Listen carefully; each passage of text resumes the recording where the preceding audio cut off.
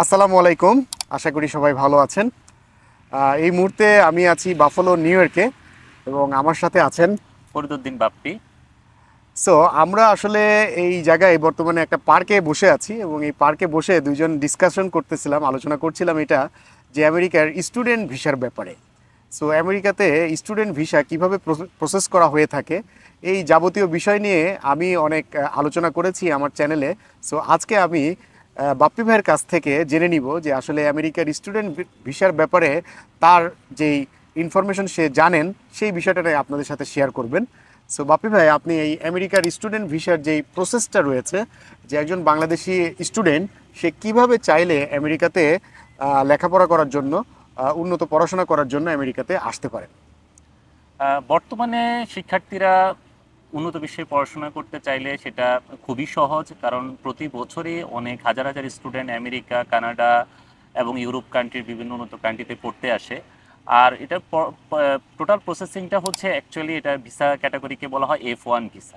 তোমরা যারা উন্নত বিশ্বে পড়াশোনা করতে চাচ্ছ তাদের জন্য এখন খুবই সহজ, কারণ প্রত্যেক বছর হাজার হাজার শিক্ষার্থীরা ইউএসএ, কানাডা, ইউরোপ কান্ট্রিগুলোতে পড়তে আসে।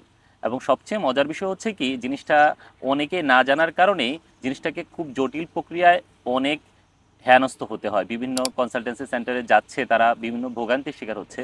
বাট আমি তোমাদেরকে খুব সহজ উপায়ে কিভাবে তোমরা উন্নত বিশ্বে পড়াশোনা করতে চাচ্ছ সেটার সামান্য একটু ডিসকাস করছি তোমাদের সাথে। প্রথম হচ্ছে, তোমাদের এই বিদেশে পড়াশোনা করার জন্য যে ভিসা ক্যাটাগরি, সেটার নাম হচ্ছে F1 ভিসা। এবং F1 ভিসা প্রসেসিংটা কিভাবে হবে সেটা আমি তোমাদের সাথে আলোচনা করতে চাচ্ছি। প্রথম হচ্ছে, তোমাদেরকে I-20 ইস্যু করতে হয়, অর্থাৎ তুমি যে ভার্সিটিতে পড়তে চাচ্ছ সেই ভার্সিটি থেকে I-20 আনতে হয়। এখন অনেকের প্রশ্ন হচ্ছে, আমার স্কোর কম, আমার কি আইএলস লাগবে কিনা। টোটাল এইসব বিষয়ে আমি তোমাদেরকে নেক্সট কোনো ভিডিওতে আলোচনা করব। বাট আজকে যেটা, সেটা হচ্ছে কিভাবে তুমি সহজে ভিসা প্রসেসিং করতে পারো। যেমন তোমাকে প্রথমে হচ্ছে ভার্সিটি থেকে I-20 নিতে হবে। এরপরে তোমাকে যেটা নিতে হচ্ছে সেটা হচ্ছে তোমার সেভিস ফি নিতে হয়। সেভিস ফিটা হচ্ছে $300 থেকে $400 মতো। এরপরে তোমাকে যেটা নিতে হচ্ছে সেটা হচ্ছে তোমার সেভিস ফি জমা দেওয়ার পরে তোমার হচ্ছে তোমার পছন্দ মতো সাবজেক্ট বা তোমার তুমি যে প্রসেসিংয়ে এগুতে চাচ্ছ সে বিষয়টা নিয়ে তোমাকে ডিসকাস করতে হবে। বিশেষ করে তোমার ভার্সিটির সাথে বা তুমি যে কলেজে ভর্তি হতে চাচ্ছ সেটার সাথে তোমাকে ডিসকাস করতে হবে। তো এই ডিসকাসেশন নিয়ে আমাদের বিভিন্ন আমাদের একটা মাস্টার ক্লাস আছে। আর আমাদের এই মাস্টার ক্লাসের লিঙ্কটা তোমাদেরকে আমরা কমেন্ট বক্সে দিয়ে দিব। তোমরা ওই লিঙ্কে গিয়ে এটা নিয়ে তোমরা আরও বিস্তারিত জানতে পারবে। এখন আসো, অনেকের প্রশ্ন থাকে যে আমাদের কি আইএলস করা লাগবে কিনা। হ্যাঁ, আইএলস করেও তুমি যেতে পারবা, আইএলস না করেও যেতে পারবা। যেমন আমি তোমাদেরকে একটা উদাহরণ দিচ্ছি। তোমরা আমাদের বাংলাদেশে প্রত্যেকটা ভার্সিটিতে কি অ্যাডমিশন টেস্ট দিতে হয় আমাদের? না। আমাদের কিছু প্রাইভেট ভার্সিটিতে অ্যাডমিশন টেস্ট দিতে হয়, কিছু পাবলিক ভার্সিটিতে অ্যাডমিশন টেস্ট দিতে হয়, কিন্তু আবার কিছু ভার্সিটিতে অ্যাডমিশন টেস্ট না দিয়েও আমরা ভর্তি হতে পারি। ঠিক তেমনই এই উন্নত বিশ্বেও বিভিন্ন ভার্সিটি ক্যাটাগরি আছে। কিছু ভার্সিটিতে তোমার আইএলস স্কোর প্রয়োজন হয়, কিছু ভার্সিটিতে আইএলস স্কোরের প্রয়োজন হয় না।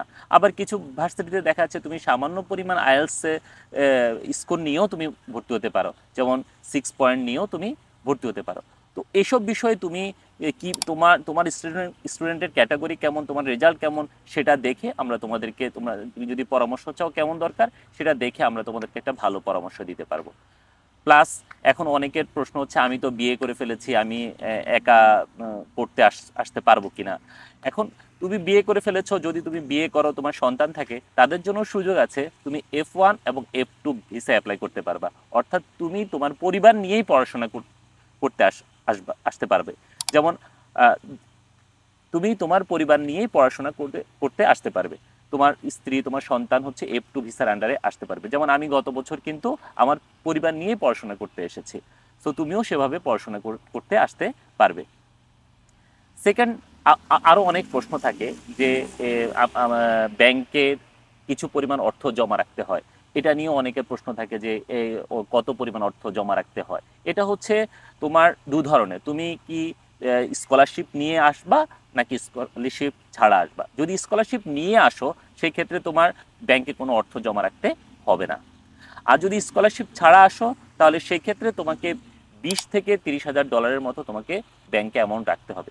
তবে আমি তোমাদেরকে তোমাদের রেজাল্ট মোটামুটি যাদের ভালো বা যাদের মোটামুটি একটা রেজাল্টের মধ্যে আছে বা কিছু সোশ্যাল কার্যক্রম আছে যার মাধ্যমে তোমার স্কলারশিপ তুমি পেতে পারো, আমি তোমাকে সে প্রসেসিংও একটা আইডিয়া দিয়ে দিতে পারবো, সেটাও তোমরা আমাদের মাস্টার ক্লাসে পেয়ে যাবা।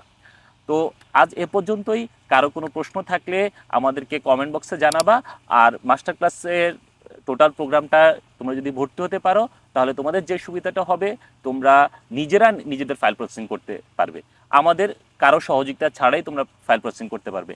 আর যদি ফাইল প্রসেসিং করতে কোনো প্রবলেম হয়, আমরা তো আছি তোমাদের সাথে। আজ এ পর্যন্তই। আল্লাহ হাফেজ।